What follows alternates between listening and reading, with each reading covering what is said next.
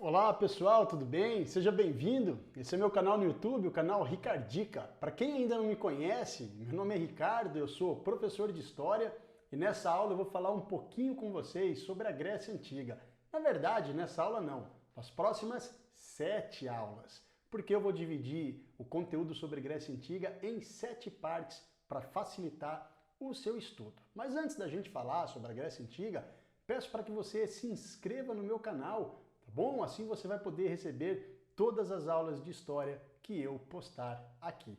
Vamos lá agora falar sobre os gregos, entender sobre a Grécia da Antiguidade? Vamos lá!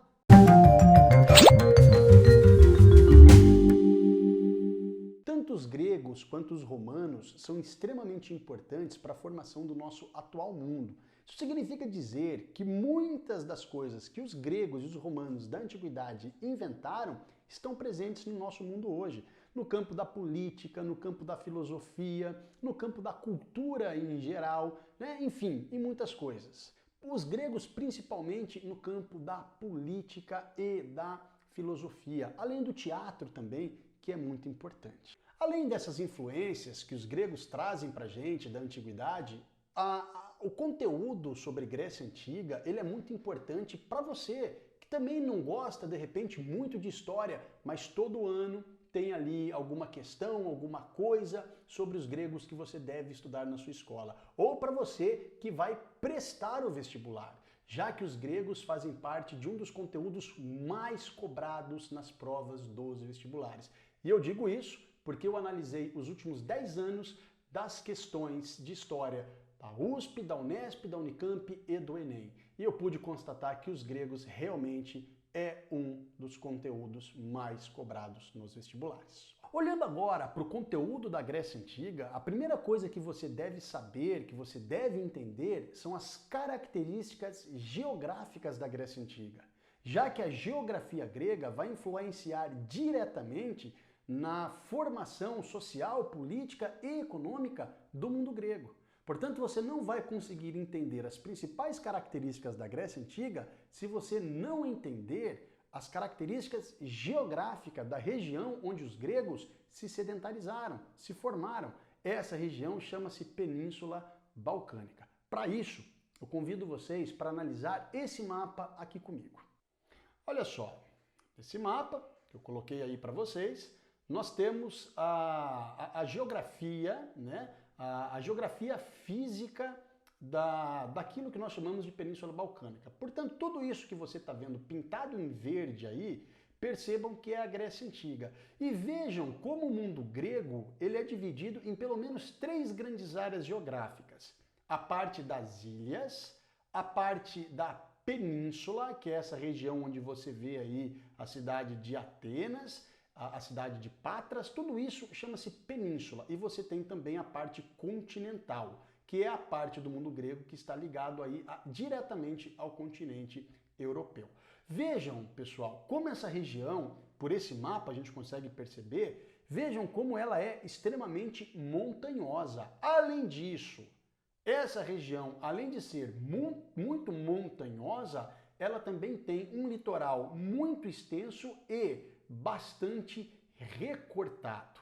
Isso daqui, pessoal, diz muito sobre o mundo grego. Presta atenção aqui em mim. Os gregos da antiguidade são caracterizados por serem povos principalmente navegadores e com as chamadas cidades-estados. O que significa isso? Significa dizer que devido a esse litoral amplo e recortado, os gregos, desde muito cedo, aprenderam a navegar por uma questão de necessidade. Olha só como é o litoral desses caras. O principal meio de locomoção para essas regiões era o mar, já que essa cadeia montanhosa que a gente conseguiu observar naquele mapa dificultava a comunicação entre as cidades.